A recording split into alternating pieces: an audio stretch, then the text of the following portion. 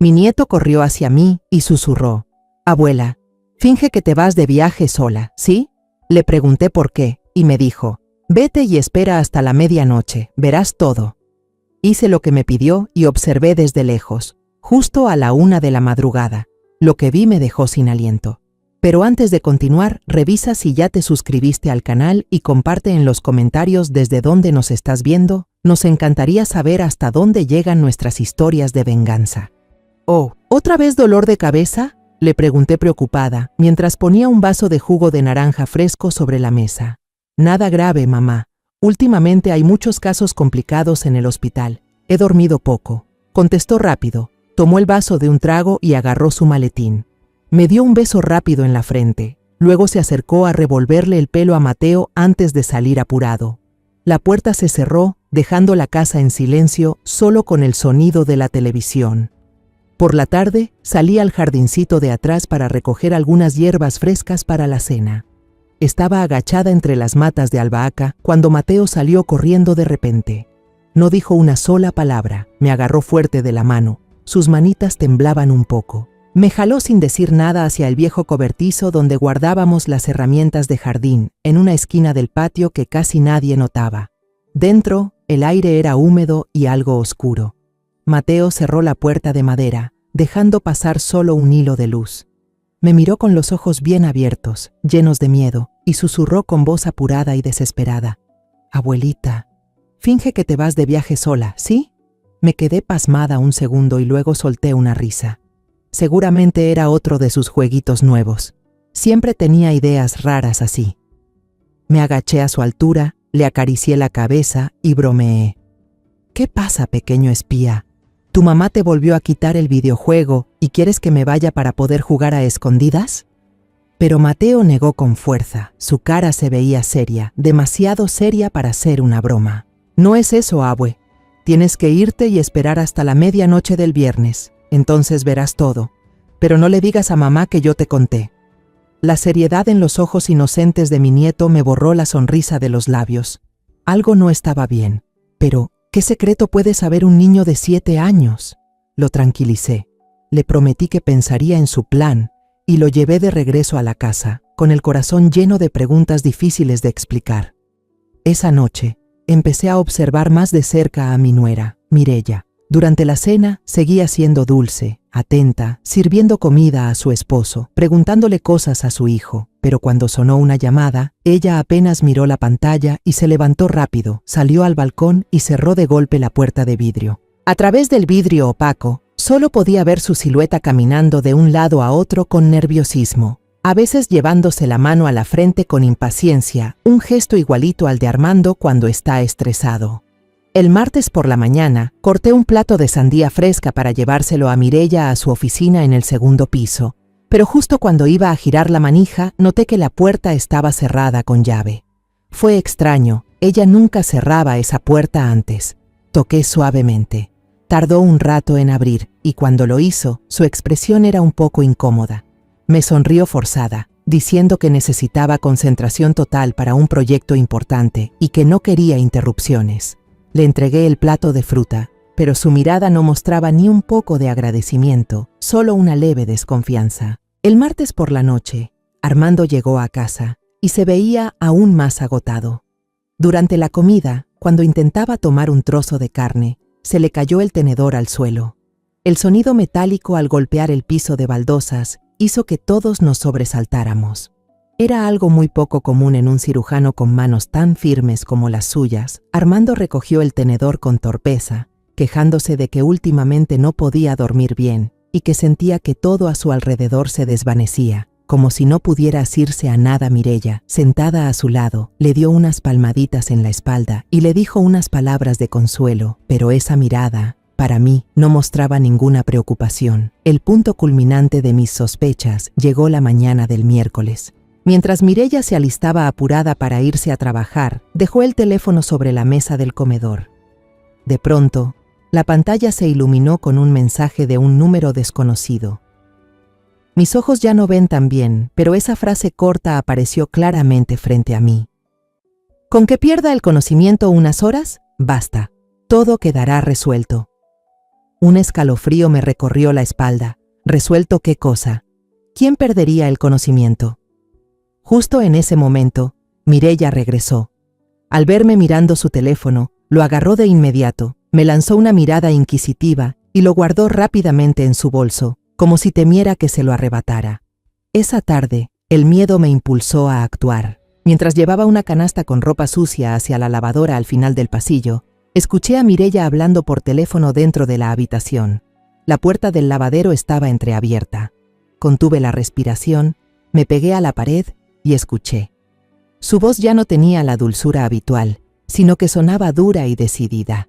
El viernes es el mejor momento. Lo voy a presionar para que firme mientras todavía esté aturdido. Hay que saldar de una vez esas deudas pendientes. No puedo permitir que sigan molestando. Hubo un breve silencio y luego continuó con voz calculadora. El problema más grande es cómo sacar a la vieja de la casa por unas horas mientras hacemos lo nuestro. Quedé paralizada tras la puerta, estaba hablando de mí. Cada pieza suelta de este rompecabezas encajó de golpe en una imagen aterradora. Las palabras de mi nieto resonaron en mi mente, claras y punzantes. No era un juego de niños. Era un grito de auxilio. Retrocedí suavemente, caminando de puntillas. Volví a la sala, con el pecho apretado y la respiración entrecortada. Mateo seguía sentado sobre la alfombra, concentrado en colorear su dibujo de superhéroe. La rabia y la angustia se arremolinaron dentro de mí, pero las contuve. No podía derrumbarme, al menos no hasta que Armando y su hijo estuvieran a salvo. Me senté en el suelo junto a Mateo. Su hoja estaba llena de superhéroes volando. Tomé un crayón azul y empecé a garabatear en una hoja cerca de él, intentando mantener la voz serena, como si empezara un juego. Mateo, le pregunté en voz baja, ese juego de espías que me contaste el otro día, ¿sabes algún secreto más? Tu superhéroe necesita más información para completar su misión. Mateo no levantó la cabeza. Su manita seguía coloreando con un crayón rojo la capa del héroe. Su voz era clara e inocente mientras contaba una historia que él aún no comprendía del todo. La semana pasada me escondí debajo de la mesa del comedor para asustar a mamá, pero escuché que hablaba por teléfono con alguien. El niño se detuvo un momento. Yo contuve el aliento, esperando. Mamá decía palabras muy raras, continuó. Escuché la dosis, y luego ponerla en el café de la mañana. También hablaba de cansancio prolongado y del viernes por la noche. Ah, y también dijo que invitaría al doctor cuando él esté más cansado. Sentí que el corazón se me oprimía. El café de la mañana era algo que Armando jamás se saltaba, y también era algo que Mireya siempre le preparaba con esmero. ¿Cómo sonaba la voz de mamá cuando decía eso, mi amor? Logré preguntar, con la garganta seca. Mateo levantó la cabeza y me miró con sus ojos transparentes y pensativos. La voz de mamá era bajita y fría, abuela. No sonaba como la voz de mamá. Ahora lo sabía con certeza. La advertencia de Mateo no era producto de una imaginación infantil, era la verdad más cruda y aterradora. Aquella noche no pude dormir. La casa de siempre se volvió sofocante y espeluznante. Imaginaba a Mireya acostada junto a Armando, quizás sonriendo en sueños, soñando con su plan perfecto. Y mi hijo, hundido en un sueño agotado, tóxico, sin tener idea de que la mujer con la que compartía la cama lo estaba destruyendo poco a poco. No podía quedarme ni un minuto más en esa casa. Cerca de las 11 de la noche, ya no aguantaba más. Me puse a toda prisa una bata delgada, bajé las escaleras en silencio y salí por la puerta trasera. El viento nocturno, helado, me golpeó la cara, pero me ayudó a mantener la mente clara.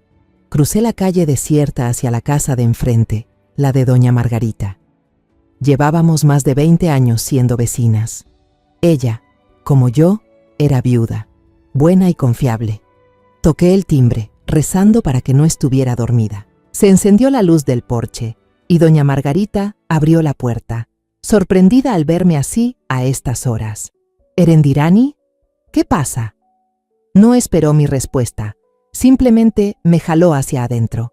No preguntó nada más, solo me llevó a la cocina, me sentó en una silla y se puso a preparar una taza de té de manzanilla caliente. Después de un rato de duda, comencé a contarle. Le conté toda la historia, al principio con la voz entrecortada, pero luego las palabras salieron sin freno. Le hablé sobre la advertencia de Mateo, sobre el comportamiento extraño de Armando y Mireya, sobre los mensajes en el celular y finalmente sobre la conversación escalofriante que escuché detrás de la puerta del lavadero. Doña Margarita, sentada frente a mí, escuchaba con atención. Su expresión de sorpresa fue cambiando poco a poco a preocupación y luego a una rabia sin disimulo. Sus ojos amables brillaban con una chispa de indignación. Cuando terminé, se inclinó hacia mí y me tomó con fuerza las manos temblorosas. «Dios mío, Erendirani», dijo con voz firme, «no puedes pasar ni una noche más en esa casa. Es demasiado peligroso». «Lo sé», susurré, sintiendo que me regresaban un poco las fuerzas al saber que alguien me creía. «Pero no puedo simplemente irme. Tengo que descubrir la verdad. Necesito pruebas para que Armando me crea. Él ama demasiado a Mireya. Jamás va a creerme si no tengo algo en mano». Respiré hondo y le conté el plan que acababa de surgir en mi mente. «Doña Margarita, necesito su ayuda. Necesito un lugar para observar. ¿Puedo usar el cuarto de huéspedes en el segundo piso? Desde ahí se ve directamente mi casa». Doña Margarita asintió sin dudar. «No digas usar, querida», dijo decidida. «Siéntete como en tu casa. Ese cuarto solo lo usa mi hijo cuando viene a visitarme los fines de semana. Desde ahora y hasta que todo se aclare, es tuyo. Tenemos que descubrir la verdad. Tenemos que proteger a Armando y al pequeño Mateo». Por un momento, estuve a punto de romper en llanto por la emoción. En medio de tanta oscuridad, había encontrado una luz. Me llevó al cuarto del segundo piso. Estaba impecablemente limpio, con un suave aroma a lavanda seca. Se acercó a la ventana, corrió la cortina de golpe, y ahí estaba, mi casa entera ante mis ojos, callada y silenciosa, bajo la tenue luz amarilla de la calle. Desde ahí podía ver claramente la ventana de la sala y el estudio de Mireya. De ser una víctima temerosa que huía, estaba por convertirme en una observadora invisible, una testigo silenciosa desde las sombras. El cielo aún conservaba ese azul tinta espeso de la madrugada cuando salí de la casa de doña Margarita por la puerta del patio. Durante el desayuno, traté de parecer alegre. Pregunté a Armando por el trabajo. Bromeé con Mateo sobre el partido de los superhéroes que vio en la tele. El corazón me latía con fuerza dentro del pecho cuando vi a Mireya colocar la taza de café frente a Armando. Tomó la cucharita y empezó a revolver lentamente. Mis ojos estaban clavados en sus manos, en el remolino marrón oscuro dentro de la taza. Me preguntaba si la dosis que Mateo escuchó estaba disolviéndose ahí. ¿Será que el veneno que está destruyendo lentamente a mi hijo está justo frente a mí, disfrazado bajo el aroma seductor del café matutino? Tuve que apartar la mirada, por miedo a que mis ojos llenos de odio revelaran todo. Justo a las 8 de la mañana, cuando Armando se preparaba para agarrar el maletín e irse al trabajo, comencé con mi actuación. Ya lo había calculado todo. Ese era el momento en que todos estaban presentes. Fingí que recibía una llamada, saqué un celular viejo del bolsillo y empecé a caminar de un lado a otro en la sala con cara de preocupación extrema. «¿Hola?», dije, fingiendo voz soñolienta.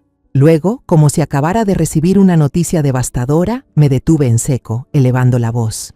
«Elena, ¿qué dijiste? ¿Qué dijo el doctor? ¿Es grave? Dios mío». Grité el nombre de una amiga inexistente, un nombre que inventé en ese instante. Me llevé la mano al pecho, aparentando angustia, con voz temblorosa como si estuviera a punto de llorar. Armando y Mireya dejaron de hacer lo que estaban haciendo y se voltearon a verme. Al colgar, me giré hacia ellos, con los ojos ya llenos de lágrimas. «Tengo que irme urgente a Querétaro. Mi amiga de toda la vida, Elena, se enfermó de repente. El doctor dijo que la situación es delicada. Sus hijos están de viaje por trabajo y no pueden volver a tiempo. Tengo que ir ahora mismo». Armando se levantó de inmediato, con el rostro claramente preocupado por mí. Entonces déjame llevarte. No puedo quedarme tranquilo sabiendo que vas sola. Voy a pedir permiso en el hospital. Pero antes de que pudiera terminar la frase, Mireya se apresuró a interrumpirlo. Su voz sonaba extrañamente dulce. Amor, tienes un turno muy importante hoy en el hospital. Tus pacientes te están esperando. Mamá puede tomar un taxi hasta la terminal de autobuses. Es muy seguro, mamá, dijo, mirándome. Váyase tranquila. Yo me encargo de Armando y Mateo. Usted vaya a cuidar a su amiga. Noté un destello en sus ojos, una alegría imposible de ocultar ante esta oportunidad caída del cielo. Su plan de sacarse de encima a la suegra acababa de resolverse de forma perfecta. Me apuré a rechazar la oferta de Armando, diciendo que en taxi sería más práctico, que no quería afectar su trabajo en el hospital. Aunque no parecía muy convencido, terminó aceptando por insistencia de su esposa. Subí, corriendo a mi cuarto y saqué una valija pequeña de debajo de la cama. No tenía tiempo de elegir nada. Eché dentro un par de mudas de ropa vieja, una bufanda de lana que a mi difunto esposo le encantaba y un tubo de pomada para las rodillas. Al bajar con la valija, abracé a Armando para despedirme. Sus hombros caídos ya no eran tan firmes como antes.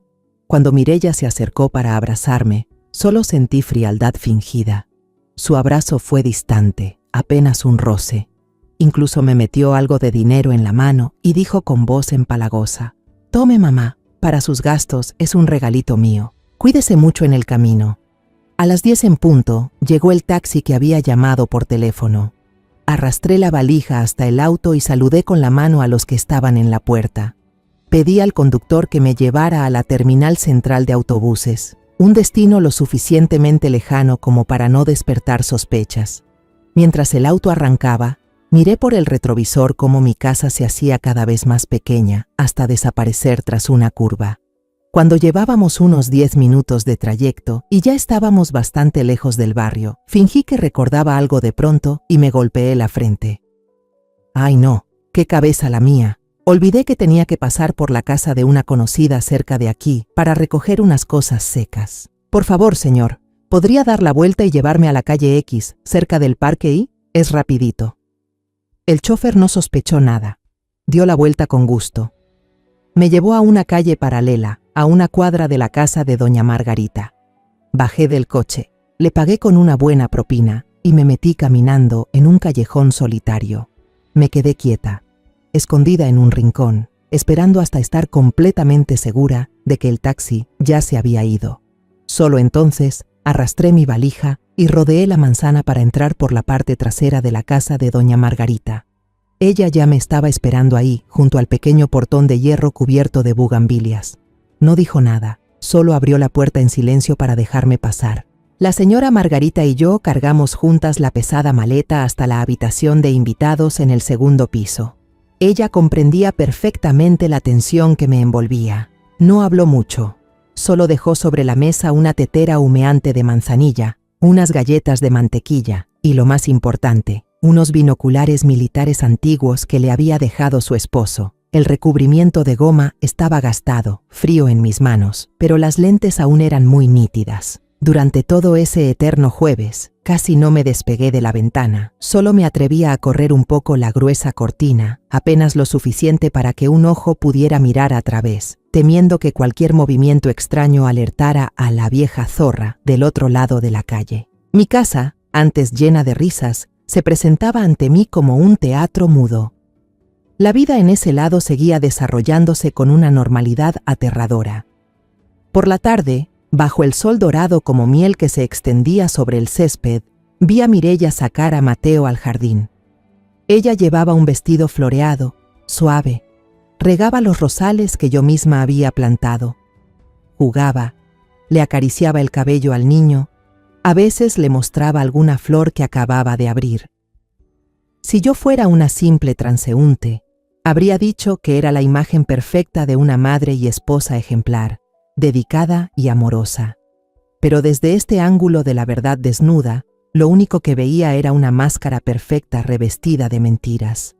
Mientras más la observaba actuar como una esposa devota, más sentía que alguien restregaba sal en mi interior. El tiempo pasaba pesado, como si llevara plomo encima. El sol se ocultó y la oscuridad empezó a tragarse la calle.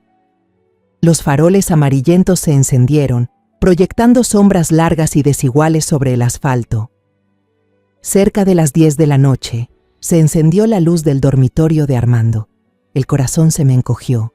A través de los binoculares, vi a mi hijo salir de la habitación, ya vestido con su uniforme de médico, para ir al turno nocturno. Pero su andar, ¡ay, mi hijo! No caminaba con la firmeza de siempre. Se apoyaba contra la pared. Sus pasos eran tambaleantes, como un marinero mareado. Claramente, la dosis que había ingerido sin saber cada mañana seguía haciendo efecto.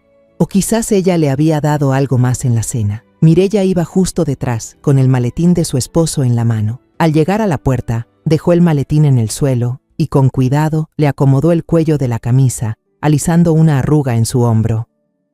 Un gesto de cuidado tan tierno.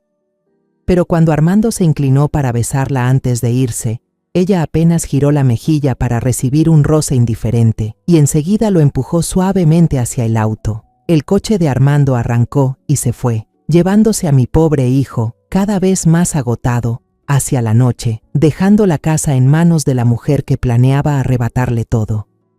La oscuridad absoluta lo envolvía todo. Yo permanecía sentada en esa habitación ajena, sin atreverme a encender la luz. Solo la tenue iluminación de la calle se colaba por la ventana, dibujando formas fantasmales en la pared.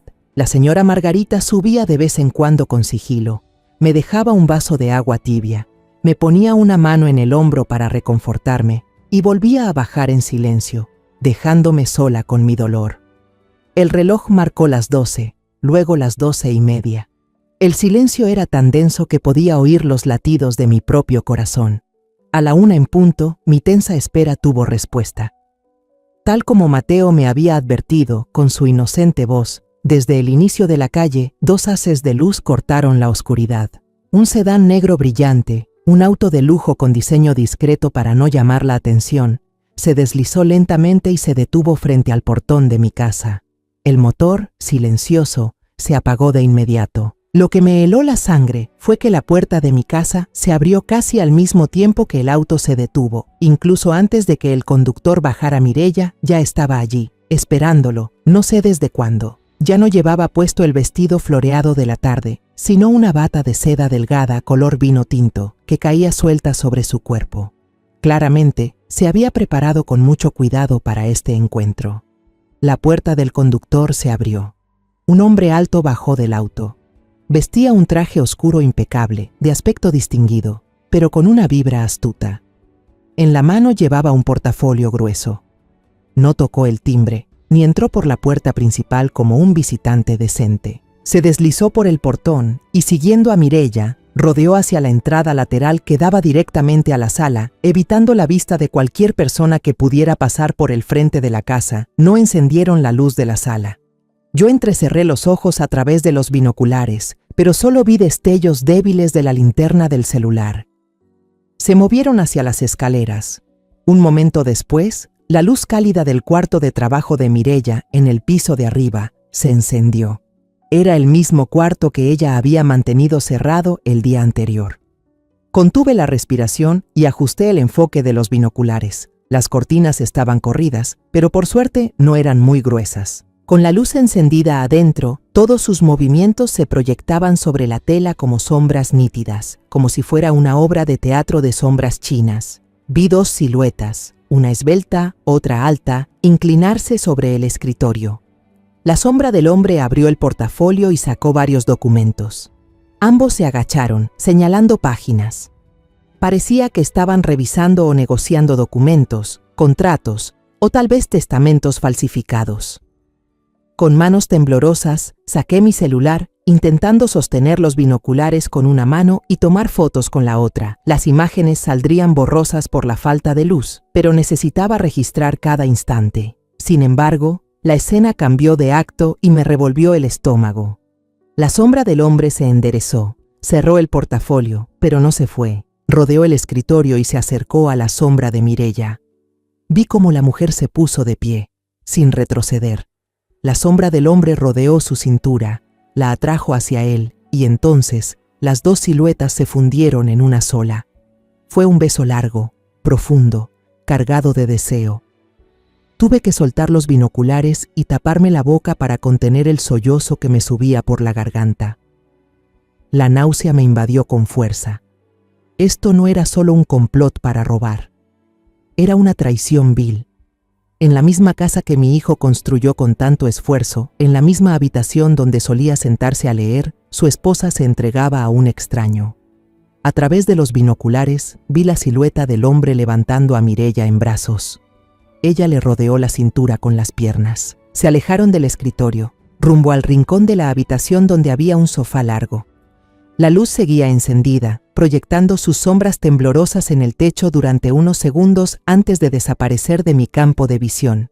Pero no necesitaba ver más para saber lo que estaba ocurriendo allí.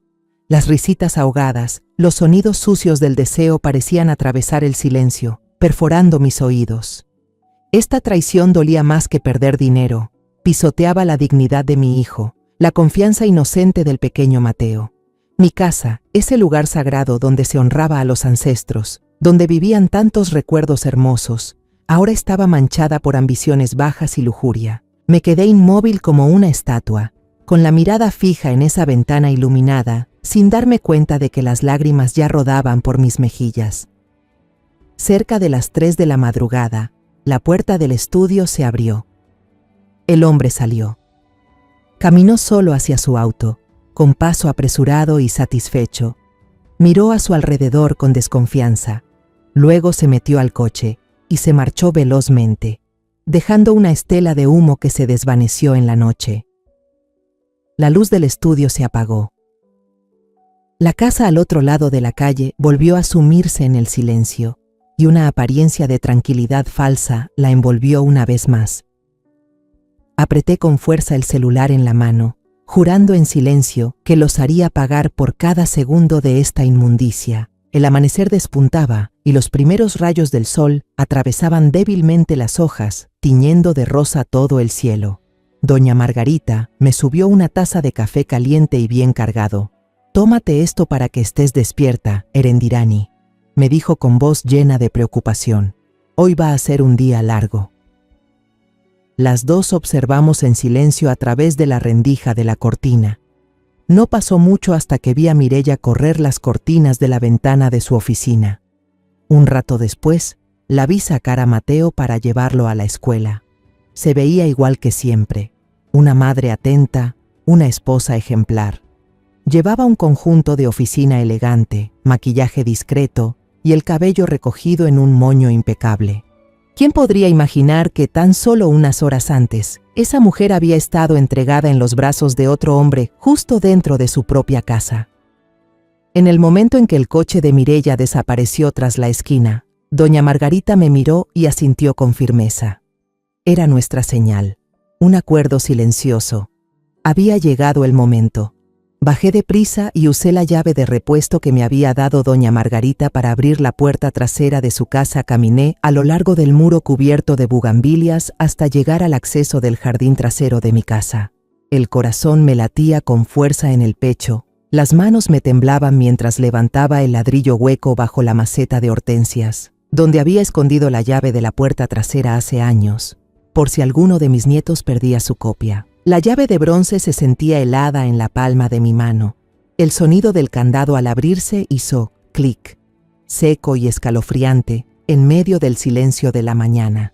Al cruzar el umbral hacia mi propia casa, me sentí como una intrusa. El aroma familiar de madera de pino y jazmín del jardín, que siempre había amado, ahora me provocaba náuseas. Todo estaba en orden, limpio, pero percibía algo denso, sucio, aunque invisible. Sin perder un segundo, subí directamente al piso de arriba, rumbo al despacho de Mireya. Cada peldaño de la escalera se sentía interminable. Sentí que el corazón se me saldría del pecho al girar el picaporte. No estaba con llave. Una mezcla de alivio y desprecio me invadió. Su seguridad en que yo seguía en Querétaro, a cientos de kilómetros de allí, era justamente la oportunidad que necesitaba. La habitación estaba ordenada de una forma que daba miedo. Todo brillaba, estaba limpio, ni una mota de polvo. Mireya siempre fue extremadamente meticulosa. Empecé a buscar en los lugares más obvios, el escritorio, la estantería, el archivador, pero los cajones del escritorio estaban bien cerrados. Tiré de ellos, pero no se movieron. El pánico empezó a crecer. No tenía mucho tiempo, Mireya podía regresar en cualquier momento. Eché un vistazo a toda la habitación, tratando de detectar algo fuera de lugar. Y entonces, mis ojos se detuvieron en una pila de revistas de moda colocadas cuidadosamente en una esquina del escritorio. Había algo raro. Se veían anormalmente gruesas y su posición parecía forzada, como si intentaran tapar algo. Me acerqué y levanté la pila. El corazón casi se me detuvo. Debajo había un legajo de cartón azul oscuro, sin etiquetas. Me temblaban las manos al abrirlo. La primera página me dejó sin aliento. Las letras en negrita me golpearon la vista. Expediente de evaluación psiquiátrica. Había un sello rojo de una clínica privada que jamás había escuchado nombrar. El nombre de mi hijo, Armando García, estaba mecanografiado claramente en la parte superior. Pasé por encima de los términos médicos enredados, descripciones de síntomas como insomnio, ansiedad, paranoia de persecución. Y entonces, mis ojos se clavaron en la conclusión subrayada. Presenta signos de trastorno de ansiedad generalizada, paranoia de segundo grado, incapacidad para administrar y disponer de bienes personales. La firma del doctor al final de la hoja era extraña, tan recta y nítida que parecía impresa por una computadora, no escrita a mano. Sentí un nudo en la garganta. Así que este era su plan. No solo querían dinero, querían convertir a mi hijo en un enfermo mental, quitarle todo poder y tal vez encerrarlo en algún hospital. Debajo de ese expediente de evaluación había un borrador escrito a mano de un formulario. El título decía: solicitud voluntaria para internar a un familiar en un centro de tratamiento. Varias frases estaban tachadas, señal de que fue redactado y corregido muchas veces. Debido al deterioro progresivo de la salud mental de mi esposo, Armando García, leía eso y sentía como si la sangre se me congelara, pero lo peor aún estaba por venir. Al llegar a la última página, un frasquito de vidrio sin etiqueta se deslizó del clip, casi cae al suelo. Dentro había unas pequeñas pastillas blancas. Al lado, una nota escrita a mano con la letra de Mireya. 7 de la mañana, media pastilla en el café, llevar a la clínica de L a las 9:30, cuando el efecto esté en su punto máximo. Pago al doctor L ya cubierto al 50%. Tuve que sostenerme del borde de la mesa para no desmayarme. Ahí estaba, la prueba irrefutable. La explicación para el cansancio de Armando, sus dolores de cabeza, su falta de concentración. Todo estaba ahí, en ese frasco minúsculo y en esa nota despiadada. Ya no había tiempo para el miedo. Saqué el celular a toda prisa, tratando de que no me temblaran las manos, y tomé fotos de cada página del expediente. Primeros planos del sello, las firmas, el frasco y la nota. Cada foto era como un cuchillo directo al corazón, pero también era una bala cargada en el arma de mi justicia. Justo cuando terminé de tomar la última imagen, escuché desde el patio el sonido del motor que conocía de memoria. Mireya había vuelto, mucho antes de lo que había calculado. Seguramente solo llevó a Mateo a la escuela y regresó enseguida. En un estado de pánico absoluto, metí todo de nuevo en el expediente. Puse una pila de revistas encima, la moví varias veces para asegurarme de que todo quedara exactamente como antes, sin cambiar nada. Salí de la habitación corriendo, dejé la puerta apenas entreabierta y bajé las escaleras como un rayo, sin hacer el menor ruido. Justo logré escabullirme por la puerta trasera y cerrarla de golpe cuando escuché las llaves girar en la cerradura principal. Ya no podía cruzar el patio de Doña Margarita. En un segundo, me escondí detrás del rosal espeso que yo misma había cultivado durante tantos años, conteniendo la respiración, rogando que no mirara por la ventana de la cocina. Las espinas me arañaban la piel, pero ni me atrevía a moverme. Escuché los tacones de Mireya resonando sobre el suelo, luego el ruido del refrigerador al abrirse para sacar agua. Sentía que el corazón me iba a estallar. Bastaba con que mirara al jardín, y todo se habría acabado. Pasaron casi 15 minutos hasta que vi su silueta cruzar la ventana del piso de arriba, rumbo a la habitación. Solo entonces me atreví a exhalar suavemente. Fue recién en ese momento que me incorporé. Recorrí la pared cubierta de musgo y corrí lo más rápido que pude hacia la puerta trasera de la casa de doña Margarita. Ella ya me esperaba en la cocina, con las manos entrelazadas, el rostro aún más angustiado que el mío. Al ver mi aspecto lleno de tierra y mi expresión desesperada, me ayudó a sentarme en una silla de madera y me dio un vaso de agua con azúcar caliente. «Toma, toma para que te repongas», me insistió, con voz temblorosa. Yo estaba arriba y vi que su coche regresó. El corazón casi se me sale del pecho. ¿Encontraste algo? No respondí de inmediato. Aún me temblaban tanto las manos que casi derramo el agua. Cuando terminé el vaso, pude recuperar la calma. Saqué el celular, abrí la galería de fotos. No hacía falta decir nada. Las imágenes hablaban por sí solas y contaban toda la historia aterradora. Le mostré las fotos que acababa de tomar. Doña Margarita se puso sus lentes de lectura y entrecerró los ojos para ver mejor la pantalla. A medida que las revisaba, su rostro amable se fue tornando sombrío. Pasó la foto del expediente psiquiátrico falso, luego la del frasco y la nota escrita a mano. Me miró con los ojos llenos de horror e indignación. «¡Santo cielo!», exclamó con la voz quebrada. Esto ya no es un problema familiar, Erendirani. Esto es una conspiración criminal organizada». Tenía razón. Sus palabras fueron como un balde de agua fría que apagó mi pánico y me devolvió la lucidez. No podía simplemente llevar esas fotos a la policía. Esa evidencia la obtuve entrando ilegalmente. Mireya, con la ayuda de ese hombre, fácilmente podría darle la vuelta a la situación. Ella lloraría, haría el papel de esposa difamada por su suegra, diría que inventé todo por conflictos familiares. La policía podría creerle, o al menos tardar mucho en investigar, y yo no tenía tiempo. Necesitaba algo irrefutable, una prueba de parte de un tercero profesional, alguien que pudiera verificar lo que yo había visto y descubrir lo que aún no sabía. De repente, en medio de todo el caos mental, la imagen de mi difunto esposo, Alberto, apareció en mi mente con claridad. Recordé que solía hablar de un antiguo compañero en la policía judicial, alguien a quien siempre respetó profundamente, lo llamaba el Sabueso, y bromeaba diciendo que podía encontrar una aguja en el fondo de un lago. Su nombre era Emilio Guerra.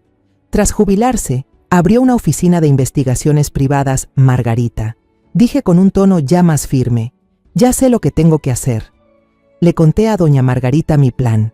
Ella lo apoyó por completo. «Así es», asintió con fuerza. «Necesitamos a un profesional. Usted no puede luchar sola».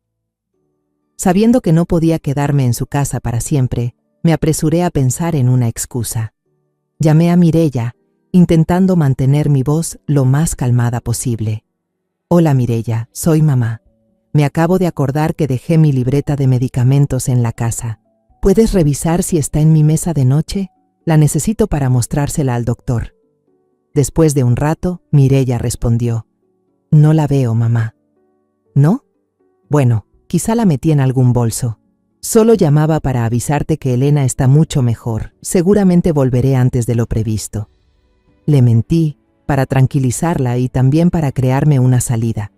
Necesitaba una razón válida para regresar a casa sin levantar sospechas. Volví a mi dormitorio, esa habitación en la que no me había atrevido a dormir la noche anterior, y abrí el viejo ropero de roble de mi esposo. El olor a naftalina y papel viejo me golpeó, trayendo de vuelta tantos recuerdos. En el cajón inferior, entre medallas deslucidas y papeles militares viejos, estaba una agenda ya gastada. Con manos temblorosas busqué la letra G, y ahí estaba: Emilio Guerra, Servicios de Investigación Guerra. Con un número escrito en tinta azul ya desvanecida, mi corazón latía más rápido. Esa era mi esperanza. De vuelta en casa de Margarita, me senté en una silla de la cocina. Respiré hondo y marqué el número. Después de 2 largos tonos, una voz masculina, grave y ronca, respondió al otro lado, corta y profesional: «Guerra, diga». Reuní todo mi valor, intentando que no se notara el temblor en mi voz. «Buenas tardes, señor Guerra. Soy Erendirani García, esposa de Alberto García. Él fue compañero suyo». Hubo unos segundos de silencio. Yo casi contuve la respiración, Luego la voz se suavizó, con un tono algo nostálgico. Señora García, recuerdo a Alberto. Era un buen hombre, un policía valiente. Lamento mucho su fallecimiento. ¿En qué puedo ayudarla? Escucharle mencionar a mi esposo me reconfortó un poco. Fui directa al grano, con voz decidida. Necesito su ayuda. Sospecho que mi nuera está planeando hacerle daño a mi hijo para quedarse con su herencia. Anoche, un hombre desconocido llegó a mi casa a la 1 de la mañana. Necesito que investigue su identidad, su ocupación, la verdadera relación entre ellos y que reúna toda prueba posible. El señor Emilio no hizo preguntas innecesarias. Su profesionalismo me dio muchísima confianza. Solo respondió: Entiendo, señora. Envíeme la placa del auto, una descripción del sujeto y cualquier imagen que tenga a este número de WhatsApp. Comenzaré el trabajo de inmediato. Inmediatamente le envié todo lo que tenía. La foto de la matrícula del sedán negro que logré capturar en la oscuridad, las imágenes borrosas de 2 sombras proyectadas en la cortina y, lo más importante, las fotos nítidas del expediente psiquiátrico falsificado, el frasco de medicamentos y el papel con anotaciones. Pocos minutos después, mi teléfono vibró. Apareció un mensaje del señor Emilio en la pantalla. Recibido. La información es muy útil. Permanezca en un lugar seguro. No actúe por su cuenta. Me comunicaré con usted. Leí una y otra vez ese breve mensaje. Sentí como si me hubieran quitado un enorme peso de encima. Los siguientes 2 días fueron los más largos y tensos de mi vida. Viví como un fantasma en el ático de doña Margarita, moviéndome solo entre el sillón junto a la ventana y la cama fría. Para proteger mi coartada, debía seguir fingiendo que estaba en Querétaro. Todas las noches llamaba a casa. Las llamadas con Armando eran las más dolorosas. La voz de mi hijo sonaba débil y lejana, como si viniera desde un lugar muy distante. Seguía preguntando por la salud de doña Elena y yo tenía que apretar los dientes para inventar historias sobre la enfermedad de una persona que no existía. Le hablaba de fiebres, de análisis, mientras por dentro me moría de preocupación por mi propio hijo, que estaba siendo envenenado día tras día. Cada mentira que salía de mi boca era como una puñalada directa al corazón. Las llamadas con Mateo eran otra forma de tortura. El niño no se atrevía a hablar mucho, temiendo que su madre lo oyera, solo susurraba al teléfono con voz esperanzada: «Abuelita, ¿mi superhéroe está peleando bien?». Entendí que hablaba de mí, de la batalla que sin querer había iniciado. Tuve que contener las lágrimas que pugnaban por salir y responder con un tono alegre forzado: «El superhéroe está muy fuerte, hijo, muy fuerte, ya casi gana». Tenía que creerlo, por Mateo, por Armando y por mí misma. Desde mi puesto de observación secreto, veía que Mireya se mostraba cada vez más relajada y feliz. Sin mí en casa, parecía haberse quitado un gran peso de encima. Compraba por internet sin parar. Los repartidores llegaban constantemente con cajas grandes y pequeñas. Ropa, cosméticos, artículos de decoración. Estaba despilfarrando el dinero que mi hijo ganaba con tanto esfuerzo, mientras planeaba quedarse con todo. A veces salía al jardín y cortaba las rosas más hermosas para ponerlas en jarrones, tarareando una melodía alegre. Su tranquilidad y disfrute me repugnaban hasta lo más profundo. La tarde del sábado, justo cuando estaba a punto de perder la paciencia y pensaba en llamar a Emilio, mi teléfono vibró. Apareció un número desconocido en la pantalla. El corazón me dio un vuelco. Sabía que era él. Para que doña Margarita no oyera el temblor en mi voz, corrí al baño y cerré la puerta con fuerza. «¿Hola?», dije, intentando controlar la respiración. La voz de Emilio seguía siendo grave y serena, como la primera vez que la escuché.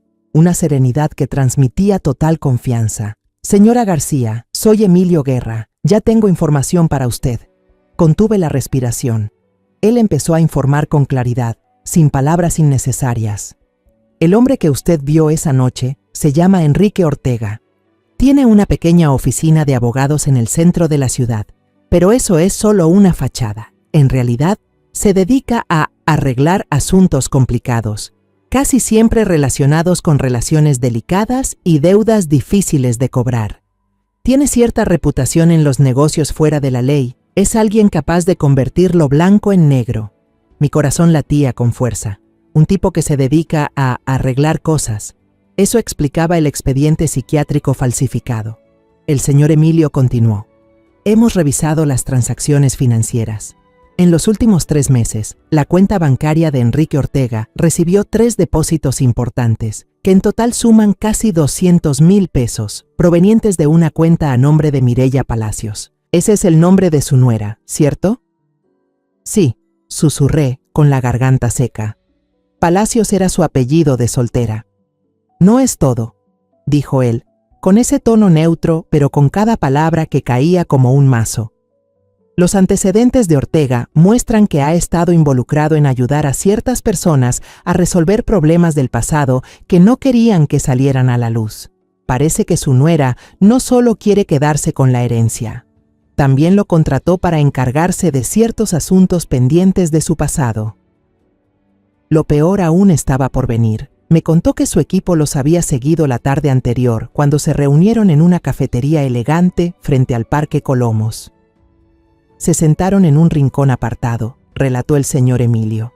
Mi gente estaba en la mesa de al lado, usando un dispositivo de grabación oculto dentro de un portafolio.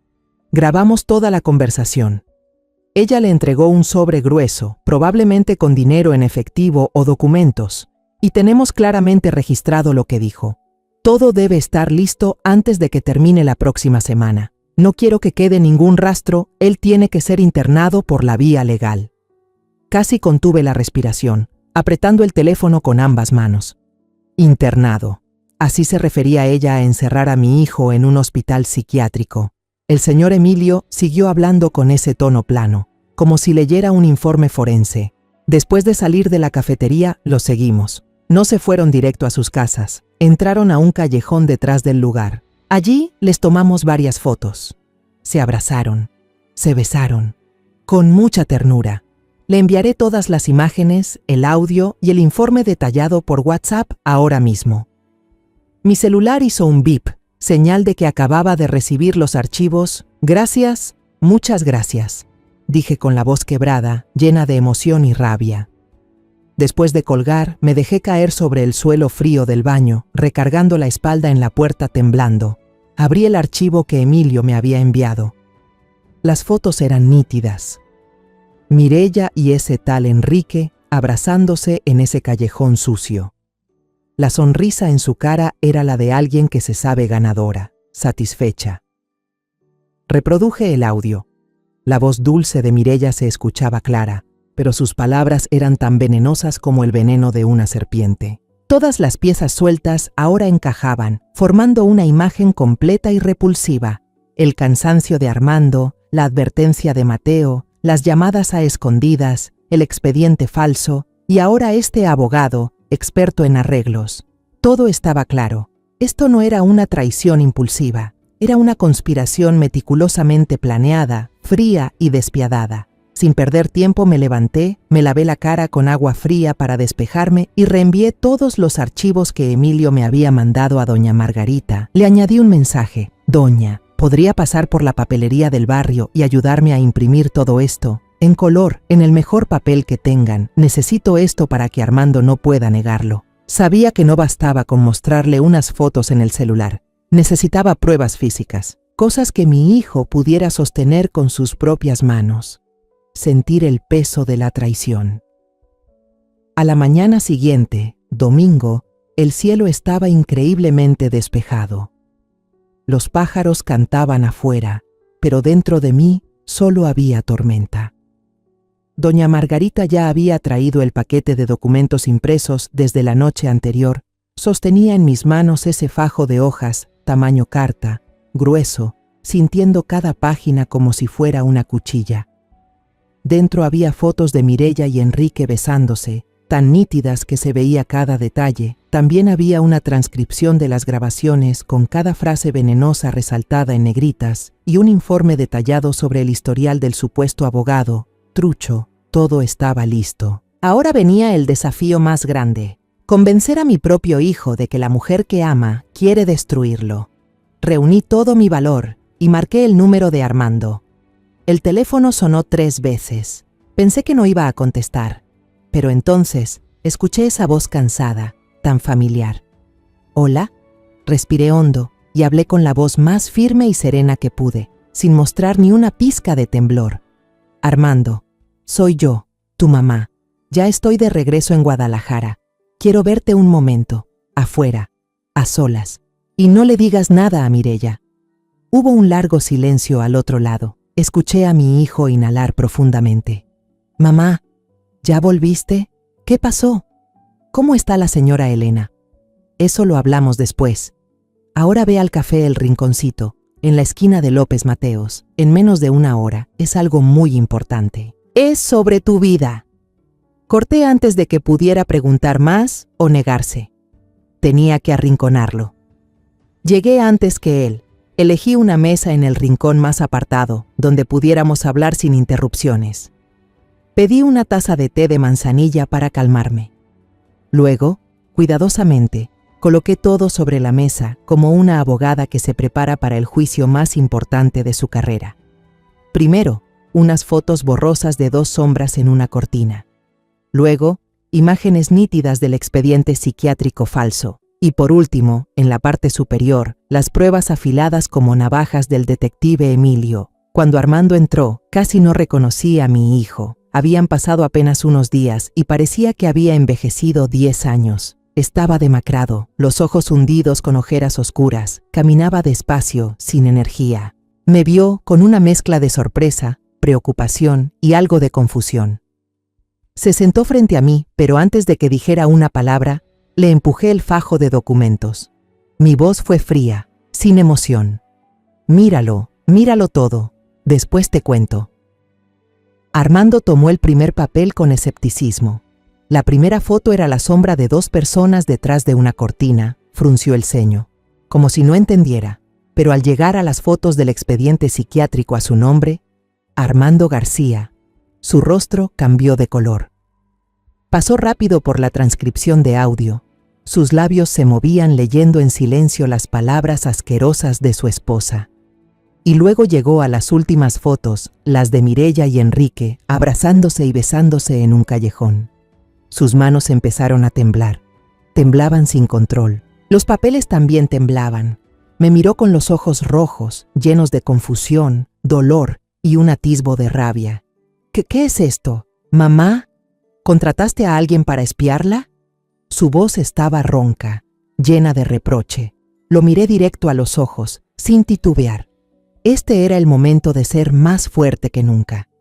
Yo no hice nada hasta que Mateo me alertó, hasta que escuché con mis propios oídos a tu esposa planear cómo sacarme de la casa.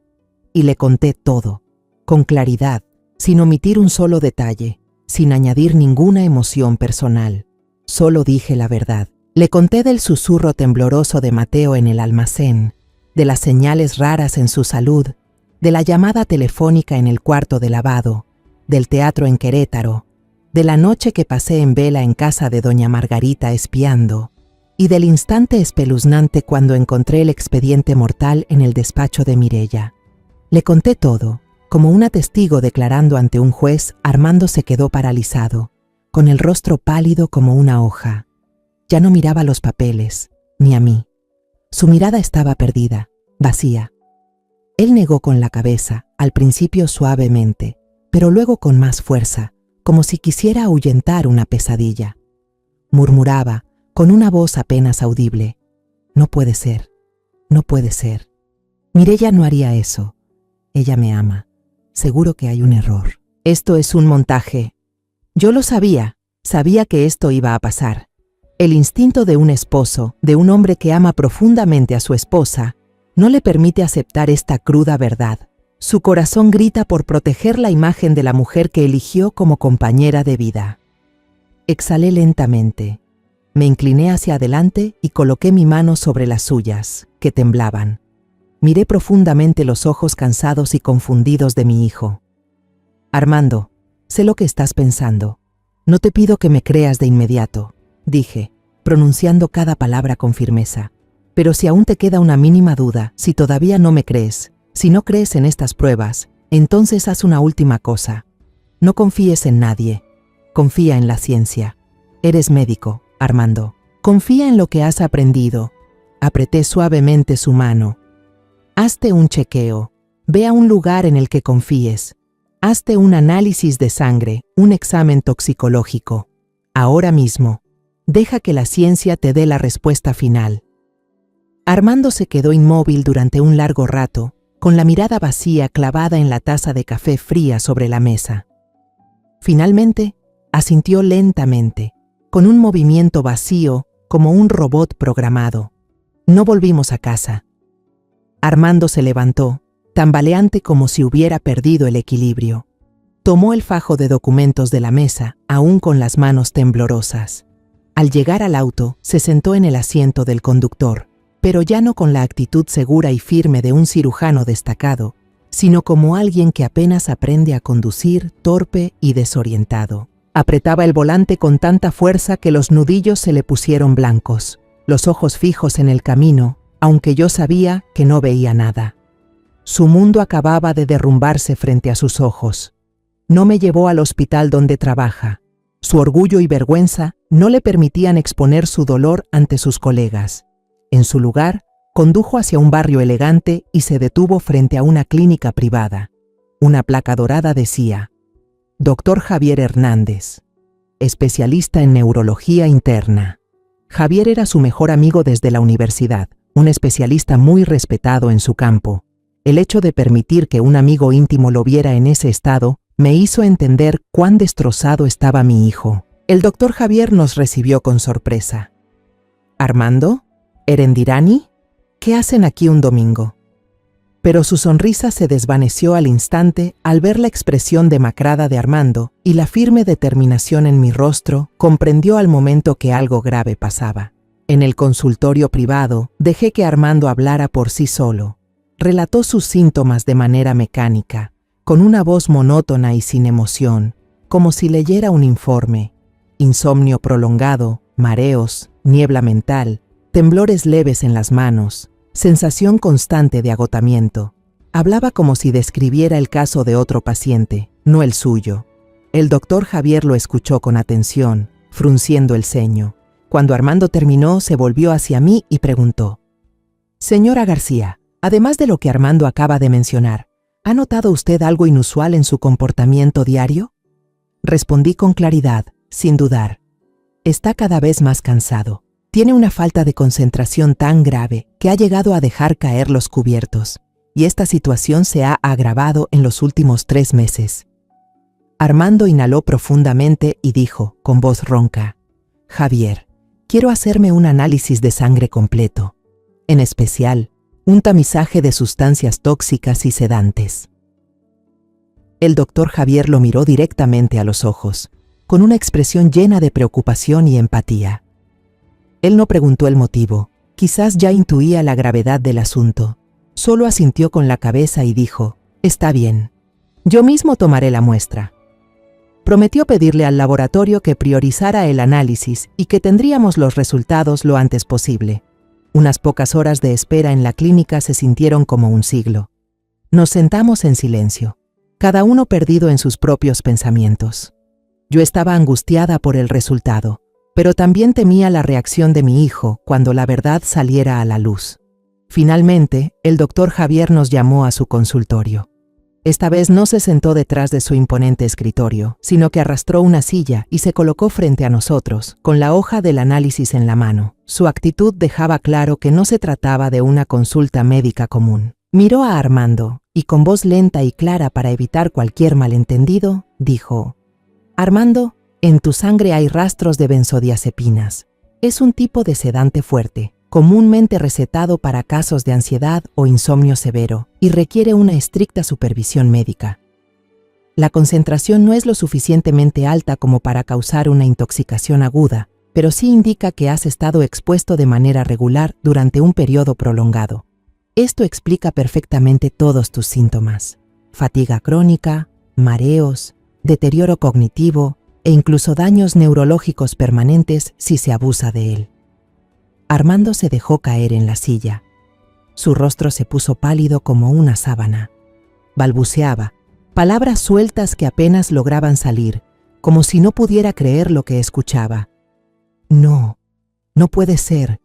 Yo nunca he tomado eso. Le tomé la mano. Estaba helada como el hielo. La apreté con suavidad y le hice una sola pregunta. Una que iba directo al centro de la verdad que ya no podía evadir. Entonces, ¿quién crees que te lo ha estado dando cada mañana en tu taza de café? Fue en ese momento cuando cayó el último muro. Ya no hubo negación, ya no hubo dudas. Solo quedó la verdad, desnuda y dolorosa. Armando se cubrió el rostro con ambas manos.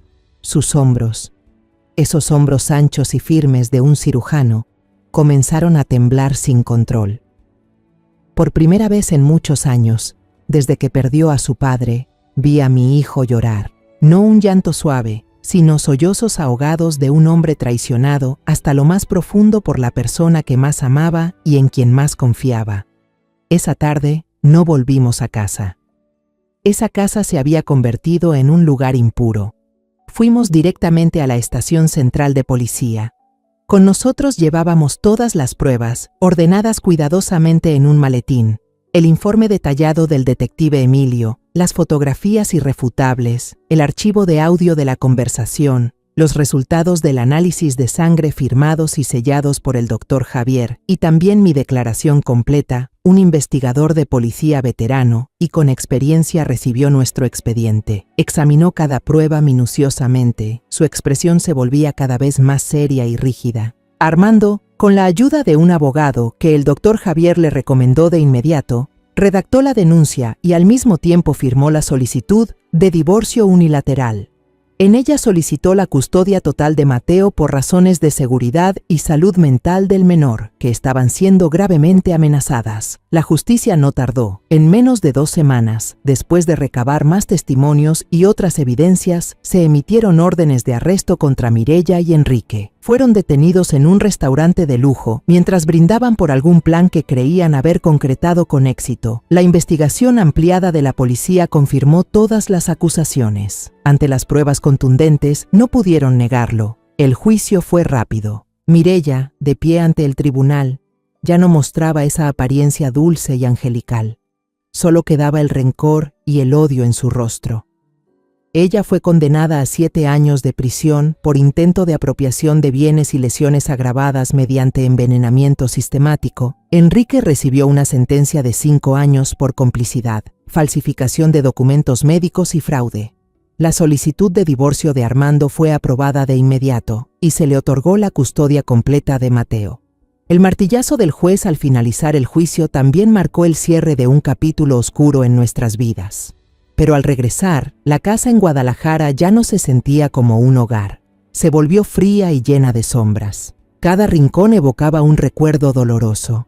La sala era donde Armando se quedaba dormido, exhausto en el sofá. La cocina, donde cada mañana se preparaban las tazas de café envenenado. Y el estudio de arriba, ese lugar se convirtió en una mancha imborrable. Vivíamos en nuestra propia casa como fantasmas, caminando en silencio, evitando cruzar miradas, temerosos de romper la frágil paz que recién habíamos recuperado. Una noche, después de haber acostado a Mateo, Armando y yo nos sentamos en silencio junto a su cama, observando su carita angelical mientras dormía. El ambiente era tan callado que podía oír el tic-tac del reloj de pared. De repente, Armando se volvió hacia mí, con una voz ronca y cargada del cansancio de todo lo vivido. «Mamá», dijo, «vámonos de aquí». Lo miré y en sus ojos ya no había confusión ni dolor extremo, sino una decisión serena. Asentí sin necesidad de preguntar nada. Ambos sabíamos que para sanar teníamos que dejar atrás esa tierra llena de heridas. Decidimos mudarnos. Unos meses después, vendimos la antigua casa a una joven familia por un precio razonable, entregándoles solo la fachada, sin mencionar los secretos podridos que había dentro. Nos mudamos a un pueblito hermoso, a orillas del lago Chapala. La nueva casa era más pequeña, menos imponente, pero tenía un jardín bañado de sol, una pérgola de bugambilias florecidas, y lo más importante, no albergaba ningún fantasma del pasado.